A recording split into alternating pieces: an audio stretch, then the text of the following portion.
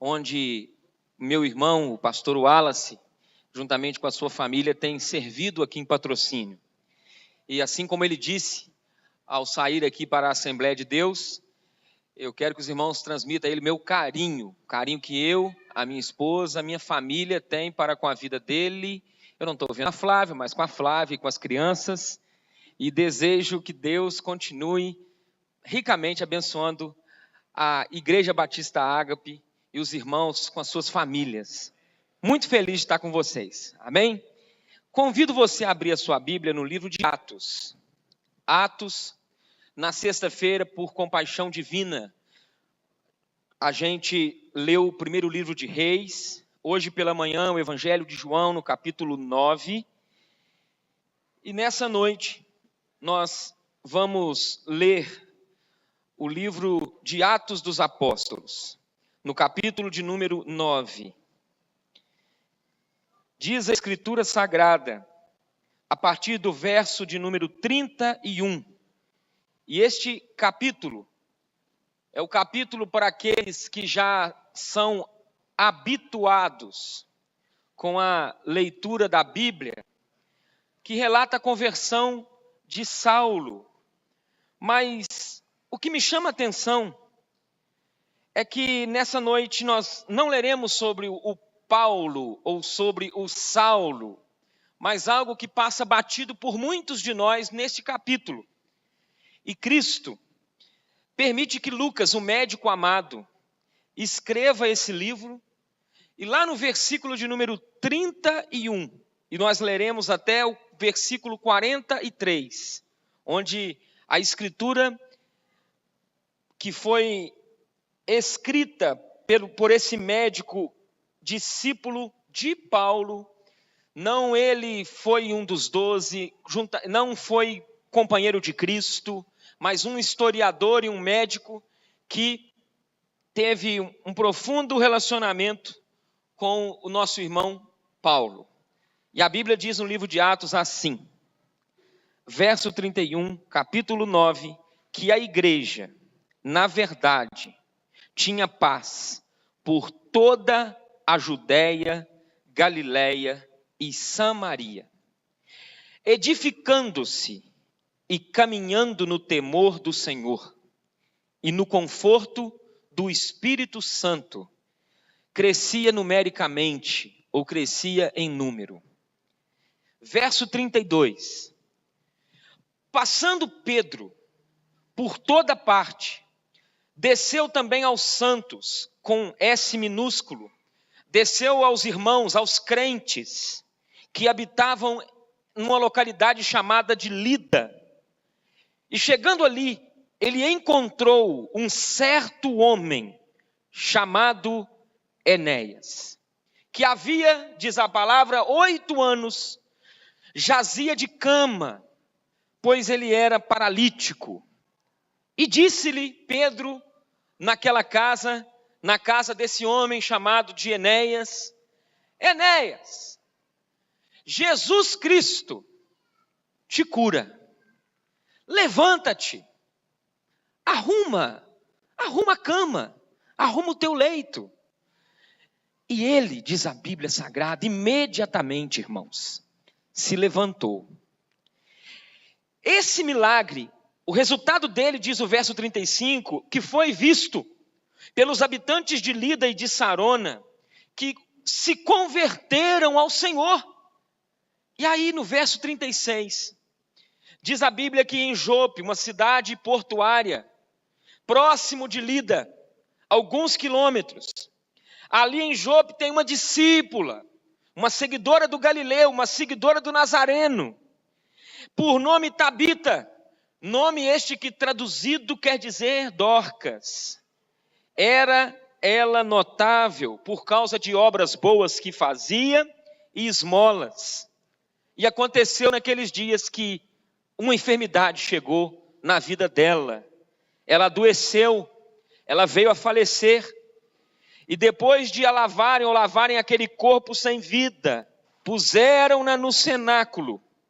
E como Lida era perto de Jope, ouvindo os discípulos que Pedro estava ali, enviaram-lhe 2 homens que lhe pedissem: Pedro, não demores em vir ter conosco. Diz a Bíblia que Pedro atendeu e foi com eles. E tendo chegado, conduziram Pedro para o cenáculo. E todas as viúvas o cercaram, chorando, pranteando, mostrando-lhe túnicas e vestidos que Dorcas fizera enquanto estava com elas. Mas Pedro, tendo feito sair a todos, ele pôs-se de joelhos. E uma vez que ele se ajoelhou, a Bíblia diz que ele orou, porque nem sempre que o homem ajoelha, o homem ora. Mas no caso em questão, Pedro se ajoelha e orou. E diz a Escritura que ele, na autoridade do Espírito Santo, ele volta-se para aquele corpo. E ele libera algo que dentro do seu coração foi colocado por Deus naquele momento. E ele disse: Tabita, levanta-te. Ela abriu os olhos, viu Pedro. Guarde isso. Ela viu a Pedro. E ao ver Pedro, ela se assentou. E Pedro deu a ela a mão. Levantou-a. E Pedro chamou os irmãos. Chamou a igreja. Chamou as pessoas que antes choravam. Especialmente aquelas viúvas. E apresentou-a viva. E aí a Bíblia diz assim, que isto se tornou conhecido por toda Jope. Não todos, mas muitos creram no Senhor.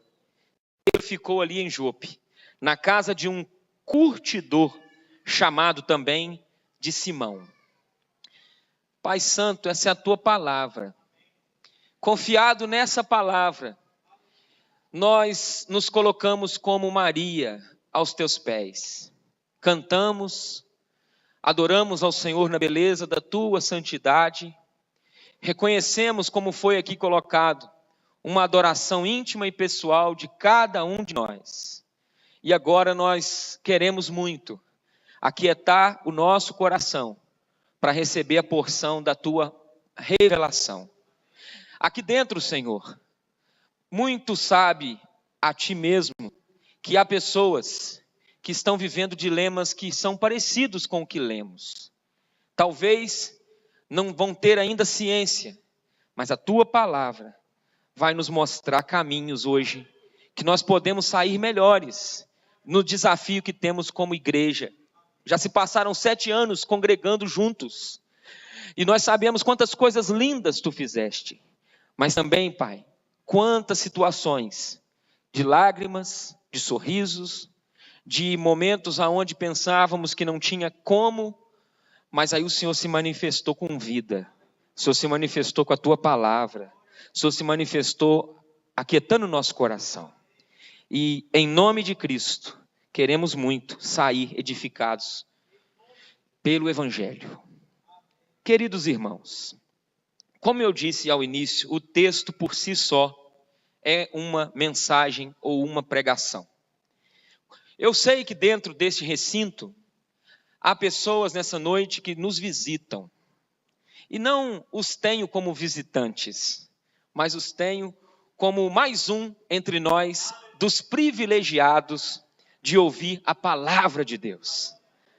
Palavra de Deus que na nossa história de vida, dia após dia, tem transformado homens, tem transformado mulheres, tem transformado casamentos, que no momento mais preciso do seu viver, dos anos de caminhada da vida a dois, acontecem os tropeços, e de repente, esse homem e essa mulher se vê numa situação de divórcio.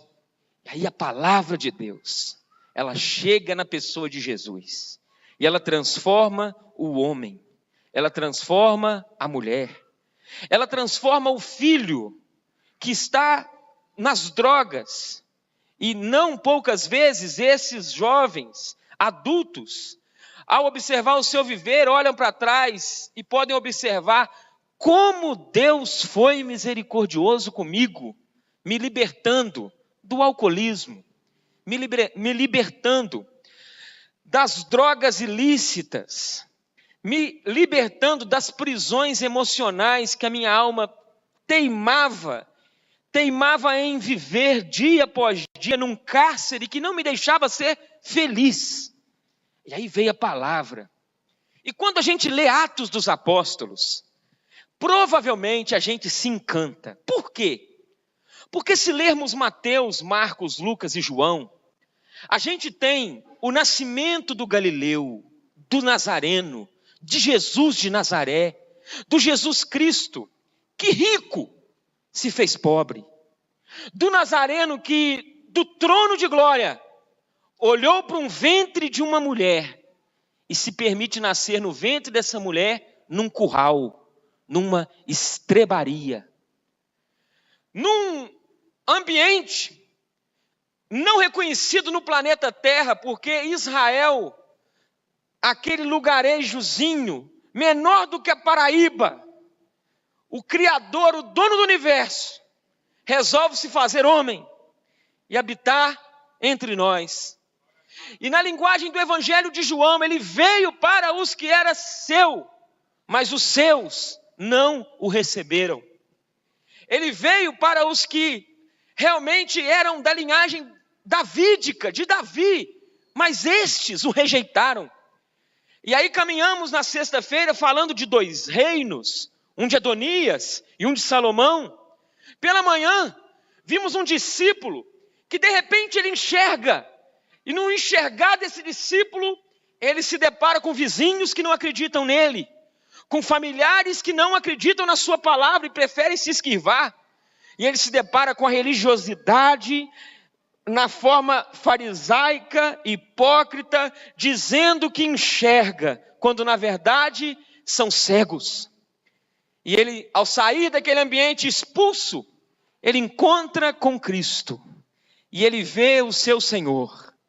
Ah, meus irmãos, que coisa maravilhosa será para ti, crente, quando você encontrar o seu Senhor e puder ver o seu Senhor, tocar nos pés do seu Senhor em adoração, sem instrumentos, adorar o Senhor na intimidade do seu quarto, mas quando você, ou pela via do arrebatamento, ou pela via do dormir no Senhor, isso será para nós um motivo de regozijo e de alegria, porque sabemos que a nossa vida aqui é temporal, mas também sabemos que temos uma luta carnal, diária, porque dentro de ti, dentro de mim, tem um Abel e tem um Caim. Dentro de mim, dentro de você, tem algo que quer matar o Abel, o adorador dentro de nós. Dentro de mim, dentro de você, tem uma natureza que na linguagem de Paulo, o espiritual luta contra o carnal. E como é difícil começar na segunda-feira, depois de uma palavra de Deus no nosso coração, no dia do Senhor, no domingo, e nos depararmos com as afrontas de um ímpio, com as afrontas de um colega no serviço, com as afrontas de um patrão malvado e perverso. Mas fugir de lá não podemos. É nesse campo de batalha chamada vida que o Senhor plantou sua igreja. É nesse campo de batalha vida que o Senhor chamou a gente, porque nos reunimos como um treinamento, mas o desafio é a vida, o desafio é lá fora, o desafio é no testemunho, como conversava com hoje uma irmã, como tem faltado caráter no nosso meio, mas o desafio é que sejamos um povo que sabemos dos nossos limites, mas também sabemos que há um Deus que nos transforma, que há um Deus que muda história, que há um Deus que trabalha em você e em mim. Esse Deus é esse que pega o cego e transforma esse cego em alguém que enxerga, em esse missionário em casa, esse missionário no trabalho, esse missionário no trabalho difícil, da lida do dia a dia. E aí a Bíblia diz que começou com Cristo dizendo que ia se entregar por nós, se entregou, morreu, ressuscitou. E quando ele ressuscitou, diz a Bíblia Sagrada que ele descansou das suas obras. E a Bíblia diz que um historiador chamado Lucas começou então a escrever o livro de Atos, 28 capítulos. E este livro de Atos é o início da igreja do Senhor sem o Cristo físico, ou o Cristo palpável ao seu lado. Porque Mateus, Marcos, Lucas e João é uma biografia de um Cristo presente, de um Cristo ao lado, de um Cristo que se toca, de um Cristo físico que você ouve sua voz. Mas o livro de Atos é aonde entra aquilo que na linguagem de Hebreus está registrado para ti e para mim. A fé é a certeza das coisas que se esperam, a convicção de fatos que não vemos ou não enxergamos. E aí o Atos dos Apóstolos começa com Cristo então como cabeça no céu, mas a igreja sendo os pés, as mãos e os olhos de Cristo. E aí você vê uma estratégia, pode-se dizer assim, malvada, maligna e perversa, para tentar parar a igreja. E sempre foi assim e sempre será. Porque como igreja, nós temos que nos estar preparados para perseguições, caminhar a segunda milha, perdoar aquele que nos ofendeu. Temos que estar preparados no dia a dia, a sermos homens que vão tomar na caminhada prejuízos. Temos que estar preparados para ter a nossa cruz diária. E no livro de Atos, a primeira luta da igreja pode se resumir na seguinte palavra: perseguição. E apesar da perseguição, a igreja cresce. Capítulo 2, capítulo 3, capítulo 4, o inimigo vem tentando perseguir a igreja. Mas quanto mais persegue os irmãos, quanto mais persegue os discípulos, mais a igreja avança. E aí a Bíblia, no capítulo 5 de Atos, mostra que ele desanimou. E ele tenta agora não perseguir do lado de fora, mas ele tenta agora se infiltrar no meio dos irmãos, ou no meio da comunidade da fé, no meio dos discípulos, através de pecados escondidos, pecados não confessados, pecados não vistos como pecados. Um casalzinho de nome Ananias e Safira, que a Bíblia nos mostra que eles tentam enganar os irmãos, eles tentam proeminência no meio dos irmãos, e aí eles são expostos publicamente naquele ajuntamento. E Pedro foi o homem que pôde dizer a eles que Deus ia entrar com provisão, com a providência daquele julgamento disciplinar na vida deles dois. E eles morrem. Veja bem, quando falamos em adoração na Bíblia, primeiro casal ou primeira pessoa que você vê adorando na Bíblia, não foi o Adão somente lá não. Mas você vê, falando de adoração, um homem chamado Abel e um homem chamado Caim. Adorando a Deus da sua forma e da sua maneira, e de acordo com aquilo que entendiam depois que o Éden não era mais o Éden. E se tornou um inferno do lado de cá. Porque do lado de lá é o Éden, mas do lado de cá é o inferno dos homens. E no inferno dos homens, nós temos um Abel e um Caim, que são adoradores do seu jeito. E Deus aceita a adoração de um chamado Abel, do outro ele não aceita. E ele é Deus, ele sabe por que ele não aceita. Ele não tem que dar satisfação para mim, para ti, para ninguém. Ele é Deus. E há ali morte, porque o irmão ficou com inveja e mata o outro irmão. Mas no Novo Testamento também acontece morte num culto. Quando Ananias e Safira foram se apresentar aos irmãos, estão lá numa festa, de repente a Bíblia diz também que eles são expostos à morte. Como é sério, irmãos. Ser igreja não é algo barato, é algo sério. Ser salvo, ser um homem que Cristo comprou, lavou, remiu, é algo preciosíssimo, meus irmãos. E a Bíblia diz que há então também morte.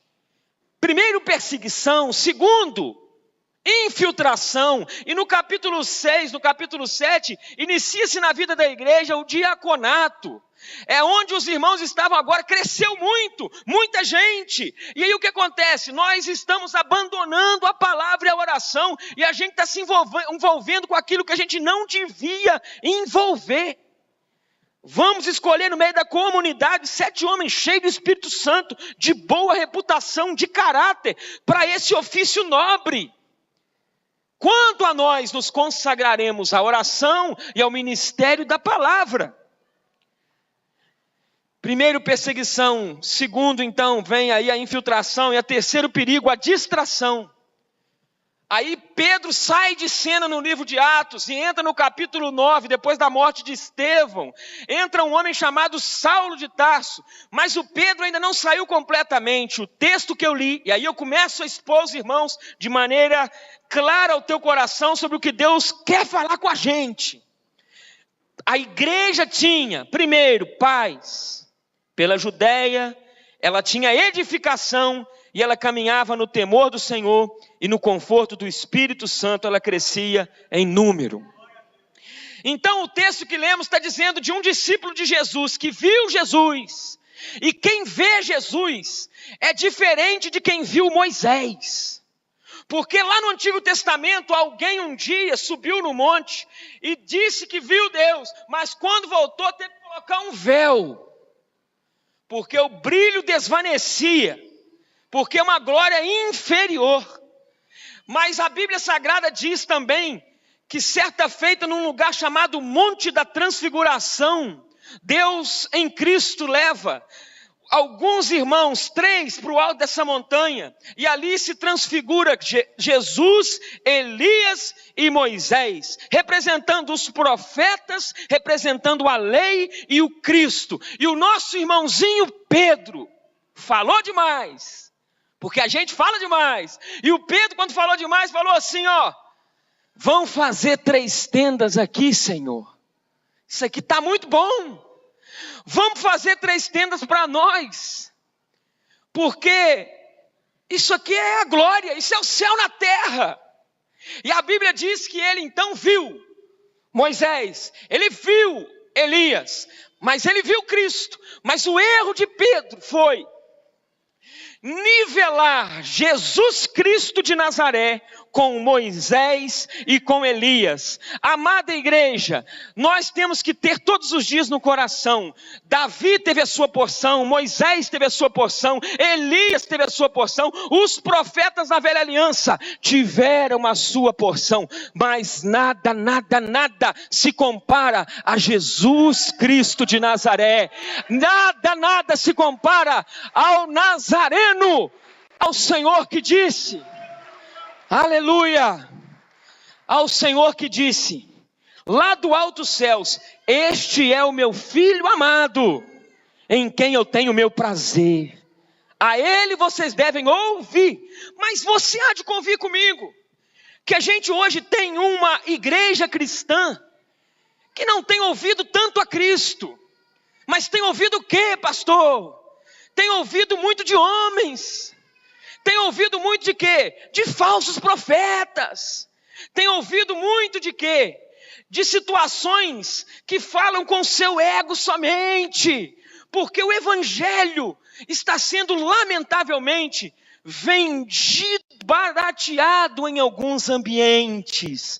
Mas o Senhor te traz aqui, porque Ele quer primeiro trabalhar no teu coração e fazer do teu coração um ambiente que discirna e que saiba aonde realmente você encontra o alimento espiritual. Primeiramente, na Escritura. Segundo, o Espírito Santo que acompanha a ti 24 horas por dia, de maneira que quando tu entrar por essa porta, você não vai vir para a igreja para encher, para ficar cheio, mas você vai vir para a igreja porque você já está cheio. Você vai vir para a igreja porque você tem testemunho. Você vai vir para a igreja para oferecer um pouco do que tu tens recebido na simplicidade da tua comunhão íntima com o Eterno. Ah, pastor, mas o que o texto diz? Explico. 2 casas simples. A casa de Enéas e a casa de Lídia, a casa de Dorcas, duas casas que fizeram a diferença no seu tempo. O primeiro diz que a casa do Enéas, o Enéas está doente, 8 anos de cama, paralítico. A palavra que lemos no versículo de número 33, ele jazia, ele está morrendo aos poucos, acamado naquela cama, preso naquela cama, porque ele era paralítico. E o Pedro, quando chegou ali, pense comigo, como um visitante que visita irmãos em outras localidades, ele não foi chegando e falando de Jesus e liberando a cura, não. Mas a palavra diz que ele chegou ali, encontrou o homem, que havia 8 anos de cama, segundo Lucas.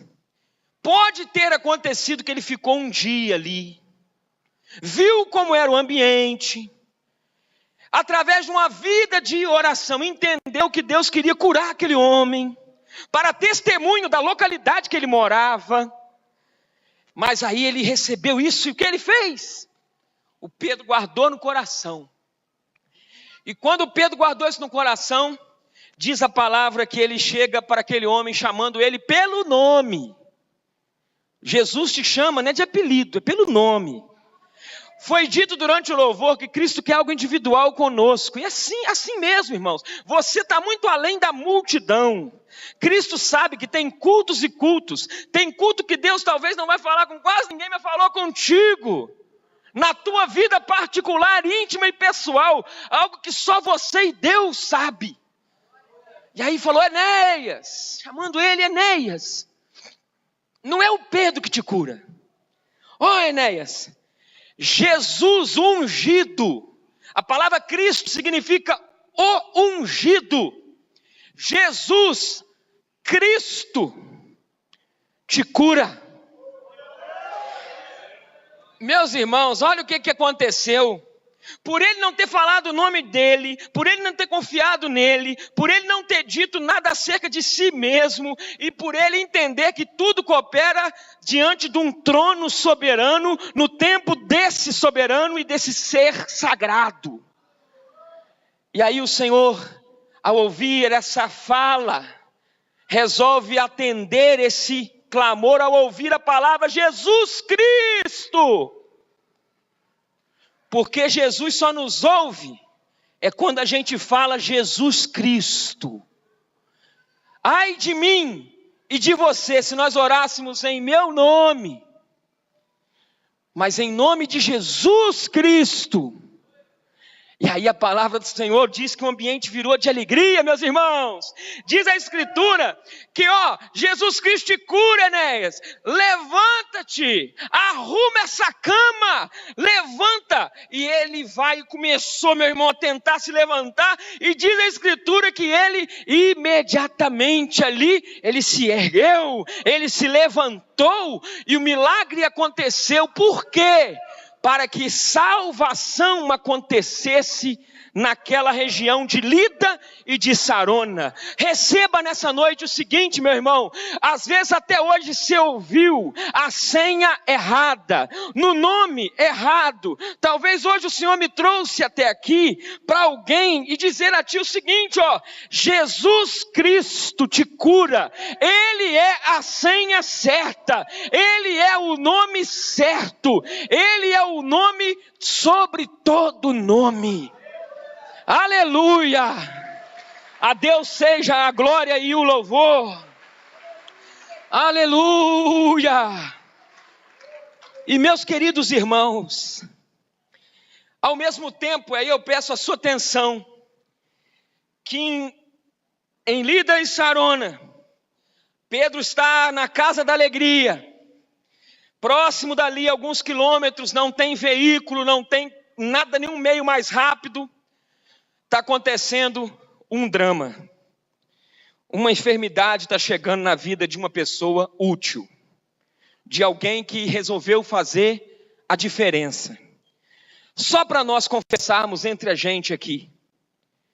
Quantos de nós estamos levando uma vida por viver, ou já falamos isso? Eu estou vivendo por viver. Quantos de nós? Quantos de nós, se formos sinceros, vamos dizer assim: eu estou vivendo porque realmente é Deus que quer, porque a minha vontade já não é mais viver. É tanto sofrimento. Mas essa mulher, ela diz a Bíblia que ela tinha um dom. Qual é o dom dela? Ela fazia vestido com a agulhinha dela, e com a agulhinha dela ela começou a ver necessidade na vizinha, na casa do outro, no barraquinho do outro, e gente que ia para a guerra e perdia o marido, e o marido não voltava, a mulher ficava sem provisão, os filhos, e ela então, o que ela diz? Eu posso ser útil a quem sofre. Eu sei fazer, eu sei bordar, eu sei costurar, e a minha agulha, com o meu talento dado por Deus, pode ser útil a alguém. Sem a gente espiritualizar muito a palavra, vamos dizer aqui, tem muito professor talvez aqui dentro, que tem alguém na rua dele ou dela, que ele pode pegar para alfabetizar, cuidar, com carinho, mesmo diante de todos os desafios da educação no nosso estado e no Brasil. Talvez o drama que você está enfrentando com seus filhos seja um sinal para você ajudar a cuidar dos filhos de outros. Usar essa dor que tu tens para ser instrumento de cura na vida do outro. Talvez tem bons motoristas aqui, que podem dizer: pastor, liderança, conte comigo, porque eu posso ser útil na questão do dom que Deus me deu. Talvez tenha alguém aqui que não saiba o domínio da informática, que nós temos um mestre entre nós, e que pode dar um dia da semana, uma vez por mês, pegar alguém, alguns jovens, alguns adolescentes, e começar a instruí-los, de tal maneira que quando o Senhor te recolher, te chamar, vão sentir falta. Aí eu tenho que fazer a seguinte pergunta: quando nós morrermos, quem vai chorar no nosso velório? Porque às vezes os que mais ferimos e machucamos são aqueles que vão chorar no nosso velório. Porque o que mais nos dedicamos, ou a quem mais nos dedicamos, situações que mais nos entregamos, são aqueles que não irão nos valorizar. Li essa mulher, o ambiente da alegria. Pedro está ali comendo salgadinhos, refrigerante. Aqui tem um ambiente da enfermidade, chegou. Ela ficou doente e ela veio a morrer por causa da enfermidade. Poderia até ser febre amarela. A Bíblia diz que 2 discípulos que a gente não sabe o nome, fala para eles assim: vai lá, estou sabendo que o Pedro está por aqui. Mas aí você pergunta para mim assim: mas o Pedro, coitado do Pedro, que situação que o Pedro vai entrar? Porque ele está no ambiente da alegria. Agora vir para o ambiente do desafio, daquilo que o homem não tem nenhum poder, e que todos os dias você, igreja, todos os dias você se depara com ambientes de morte. Quando você sai para o trabalho, observa uma placa, e o nome está lá: José Antônio da Silva. Esse homem, provavelmente o nome da sua rua é de alguém que já? Praça pública, provavelmente alguém que já? É a morte rondando a gente, falando: eu continuo ainda tendo um mínimo poder por permissão de Deus. Temporário, mas um mínimo. E ela gera pavor. E ela estava ali perto. Mas o Pedro, como discípulo, ele vai para aquele ambiente, irmãos. E aí quando ele chega naquele ambiente, há um rebuliço. Cenáculo, só era velado no cenáculo quem realmente fez uma diferença na vida dos outros da comunidade. E a Bíblia diz que quando Pedro chegou com os 2 homens que nós não sabemos o nome, diz a Escritura Sagrada que ele chega E eles estão em pranto, desespero, mostrando os vestidos que Dorcas realmente fizera. E quando ele chega ali, todas o cercam, choram, mostrando túnicas e vestidos que ela fez. Mas o Pedro fez sair a todos. Ele limpa aquele ambiente, ele tira aquelas pessoas, ele faz sair a todo mundo e ele coloca-se de joelhos naquele ambiente. E ele ora. Ele ajoelhou e ele orou. O que nós podemos tirar de lição aqui, irmãos queridos? Para uma noite festiva de aniversário que a gente hoje pode pensar no nosso coração de mais 7, mais 20, mais 50 anos que Deus tem para nós, de maneira que sejamos úteis à nossa cidade. Pense comigo. Para sermos úteis, nós temos que ter a pessoa certa ao nosso lado, e essa pessoa é Jesus Cristo de Nazaré. Guarde isso, aleluia. Agora, glória a Deus. Agora olha essa segunda verdade aqui. Quando aquele Enéas olhou, ele viu o rosto de Pedro. Mas é o Pedro que foi em Atos capítulo 2, cheio com o Espírito Santo. É o Pedro que falou errado lá no Monte da Transfiguração, que foi corrigido pelo alto céus, que quando ele disse, Moisés é igual, Elias é igual, Jesus é igual. É o Pedro que foi corrigido como a gente também está sendo corrigido.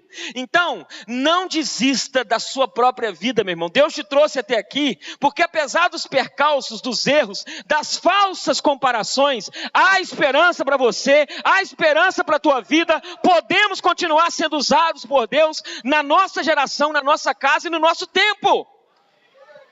E a última verdade é que quando ele chega naquele ambiente do luto, ele vira provavelmente, mas ele diz assim, Tabita, levanta-te. E ela abriu os olhos e vendo a Pedro, sentou-se. Pedro só pôde aprender isso com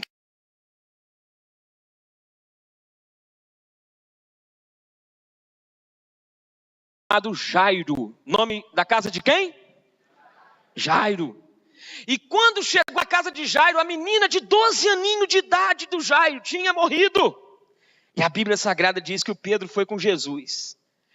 Jesus foi com Pedro, Tiago e João. E quando chegou na porta daquela casa, um monte de gente está rindo de Jesus, falando, a menina lá dentro já morreu. Ela está no quarto lá, mas ela já faleceu. Aí Jesus vai e pede a todo mundo para sair. Faz sair todo mundo. E pega Pedro, Tiago e João, o pai e a mãe, Jairo e a esposa, entra na casa e diz a Bíblia que ele ordena aquela menina que estava sem vida para se levantar. Menina, filhinha, levanta-te de novo. É a vida falando para a morte, irmãos. Aí o Pedro andou com Jesus, errando, falhando, falando demais, falando de menos, negando. Jesus morreu, ele volta para o Pedro, iniciou a igreja. Pedro abre a boca, várias pessoas se converteram, coisa linda.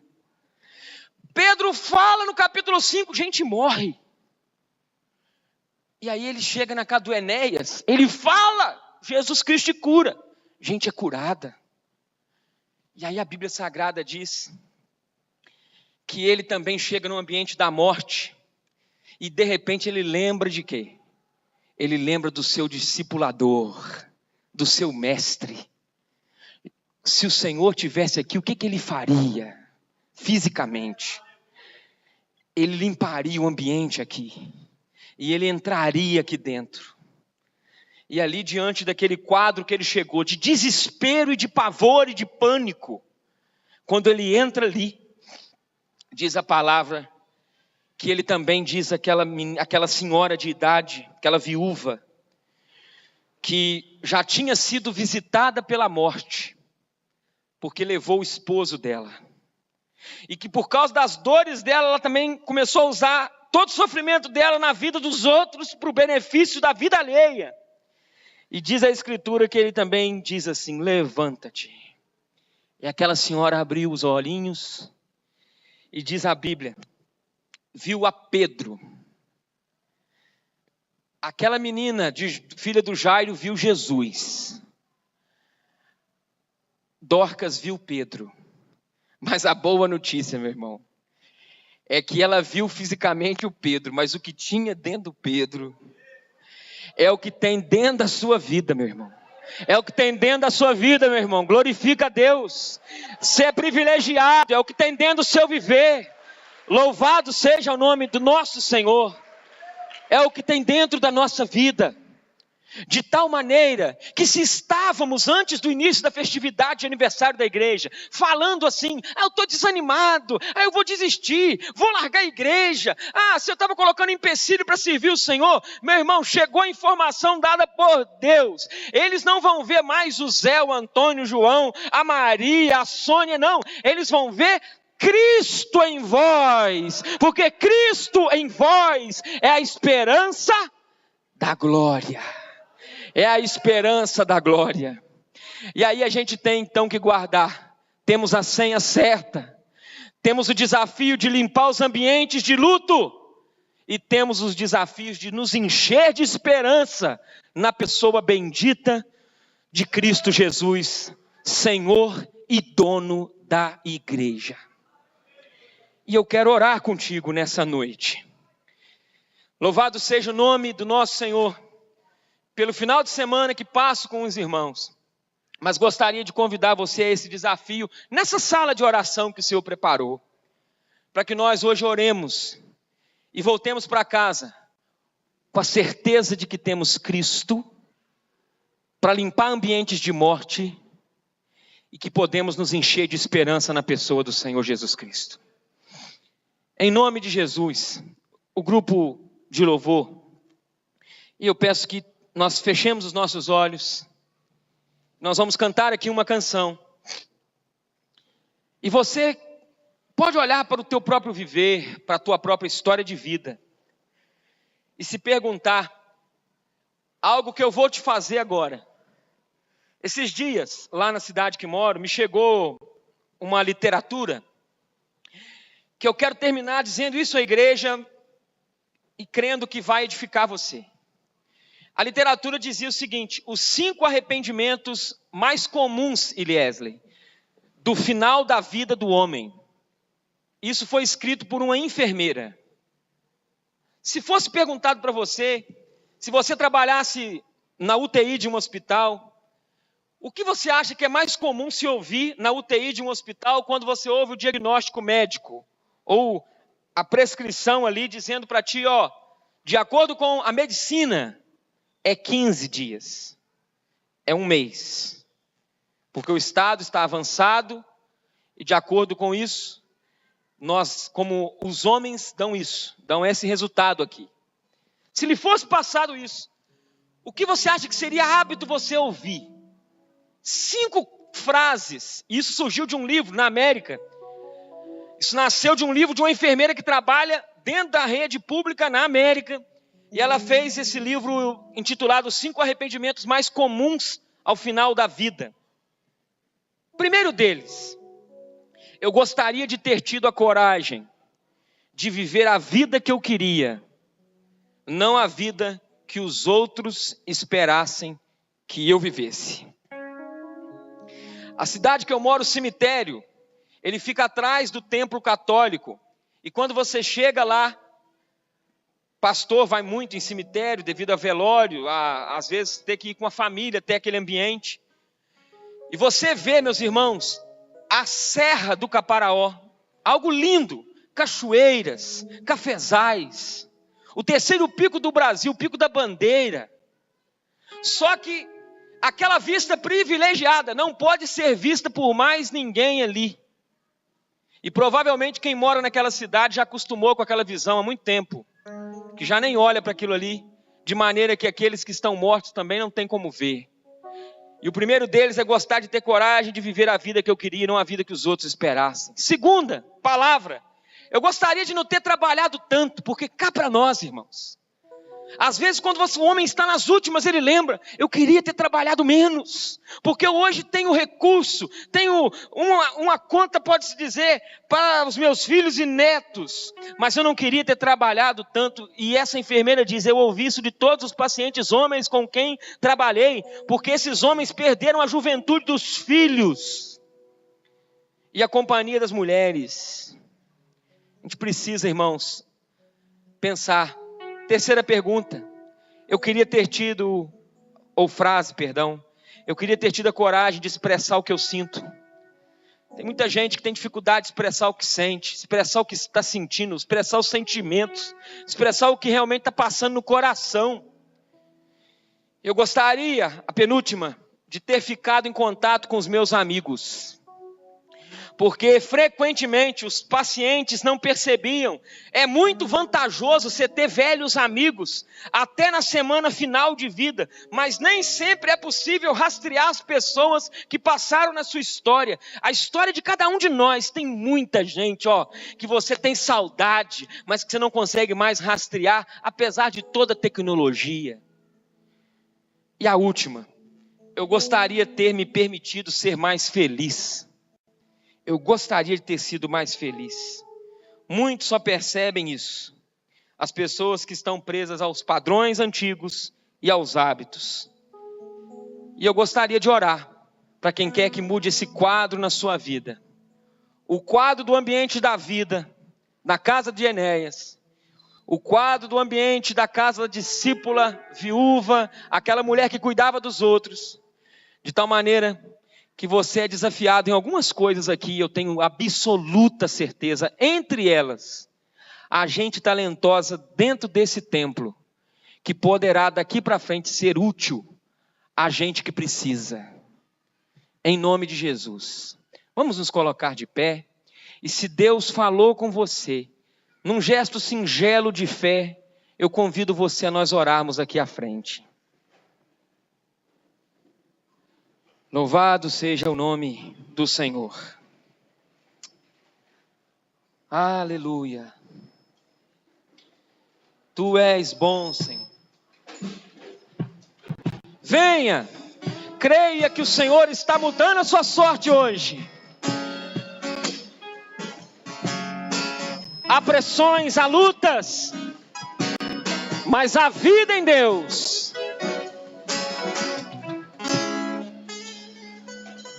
Meu Pai, o mundo insiste em me comprar, mas eu não quero o que vem de lá. Quero agora a glória de Deus. Queremos essa glória. Eu cansei, já não quero mais viver pra mim. De uma vez por todas vou me esvaziar. Vou mandar embora o que não é seu. Aleluia! Me perdoa todas as vezes que eu te entristeci. Não pensei em Cristo, só pensei em mim. Me ajude a melhorar. Me ajude a melhorar. Sozinho eu não consigo mais, eu sei. Eu sou humano, eu só sei errar. Me ajude a melhorar. Me ajude a melhorar. Sozinho eu não consigo mais, eu sei. Eu sou humano, eu só sei errar. Me ajude a melhorar. Aleluia, Senhor. Nós sabemos que a melhora vem de Ti. A vitória vem de Ti. A graça vem de Ti. Há pessoas à frente desse ambiente aqui, Senhor, que estão crendo que algo novo em suas vidas acontece. Crendo que já passaram da fase do homem acamado e que foi curado. Crendo que é momento de se desvencilhar dessa cama, Pai. Paizinho querido, há pessoas que estão no desafio do ambiente do luto. Não do luto físico. Não, Pai, mas do ambiente de morte. Na convivência no trabalho, na convivência nos relacionamentos familiares, na convivência, Pai, íntima contigo, através da oração e da leitura da tua palavra. Paizinho querido, assim como tu se agradou de Pedro, não por Pedro, mas porque ele era templo do Espírito Santo, pedra viva, aqui está a tua igreja, Pai Santo, a gente aqui entre nós, que como pedras vivas, sacerdotes reais, como nação santa, povo de propriedade exclusiva tua, Pai, estão, ó Deus, abrindo os seus corações, as suas intimidades, e crendo realmente, Pai Santo, que assim como aquela mulher pegou a sua agulha e disse: eu quero ser útil ao que sofre. Eu creio que há da parte do Senhor um batismo para vidas aqui nesta igreja, aonde o Senhor nos escolhe, para que sejamos úteis nas coisas singelas, nas coisas simples, nos talentos que estão dados à tua noiva, à tua igreja, e que possamos ter coragem. Nos liberta, Pai Santo, da timidez, nos liberta, Pai Santo, da mesmice, nos dê, Pai, a ousadia de ser útil a quem necessita, de maneira que, quando chegarmos diante desse desafio, a gente pode permitir que, ao olhar para nós, aquela mulher ouviu a palavra dizendo, chamando ela à vida, e quando ela abriu os olhos, ela viu Pedro, mas ela não viu o Pedro, sem o Pedro ser templo do Espírito Santo, morada de Deus. Primeiramente, se aqui também há pessoas que nunca professaram a Ti, a confessar o Senhor como Salvador, como Senhor, e ouviram o Evangelho nessa noite, sele a palavra de salvação na vida deles, Pai. Sele a convicção na vida deles, Paizinho querido. Mude a nossa sorte, Pai Santo. E em nome de Jesus, como cantamos, nos ajude a melhorar para a glória do Pai, do Filho e do Espírito Santo. E quem crê, aplauda a Cristo, nosso Senhor. Sozinho eu não consigo mais, eu sei, eu sou humano, eu só sei errar. Me ajude a melhorar. Pode voltar para o seu lugar, abraça quem está do seu lado, dê um sorriso para a pessoa que está do seu lado aí. Deus abençoe essa pessoa.